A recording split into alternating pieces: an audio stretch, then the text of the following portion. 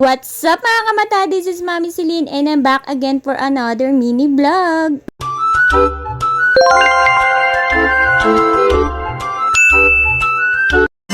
Hello mga kamata, for today's video, tara samahan niyo naman ako maglagay ng price tag dito sa aking mga paninda.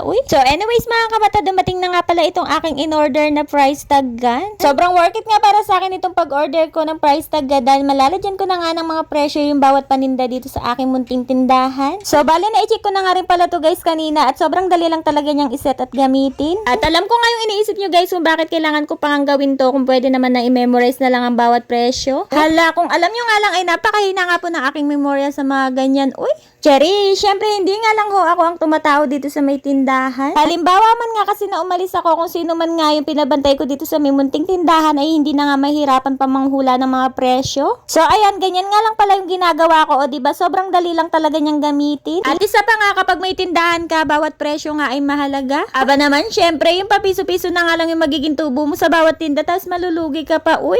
Ayan naman ito, todo karil nga ang atin nyo sa paglalagay ng price tag. At kung dito nga lang din talaga ako malilibang, bakit nga hindi? Katapos ko naman mag-price tag, ito kumukuha nga ako ng pang-refill para ipang-display. So, bale, ito nga palang mga boxes ko sa taas. Ito nga pala yung mga lagay ng stock or mga sobra kong pinamili. Mahirap din kasi yung pabalik-balik sa grocery yan, tapos ilan lang yung bibilin mo sa pamasahe pa lang, ay lugi ka na. Kaya naman yung ginawa ko, yung alam ko nga mabenta sa tindahan, eh yun nga yung dinamihan kong bilhin. Sana nga sa lahat nga ng katulad kong nagsisimula pa lang sa maliit na negosyo, eh sana mas umunlad pa nga tayo. Teto nga after lunch, naka-schedule nga yung tendera yung buntis para magpa-check up. Pero pagdating nga namin dito sa may clinic ay sarado na dahil napag-abutan nga kami ng cut-off. Kaya naman bumalik na nga lang kami nito kinabukasan, pero pagbalik nga namin ay wala si doktora dahil may emergency CS nga daw. Kaya naman eto, hindi na naman nga nakapagpa-check up ang tendera yung buntis. Uy, para nga hindi nga sayang yung oras namin ngayon, ay total nandito na nga rin kami sa bayan. Ayan, bumili na nga rin kami ng ibang mga paninda. Dito na nga rin kami nag-lunch dito sa may pansit kanin. At ito nga pansit kanin guys, yung sikat na kainan dito sa amin. Dahil sa halagang 50 pesos nga, may kanin ka na, may pansit ka na, may ulam pa. Samahan mo pa nga ng mainit na anli sabaw. Uy,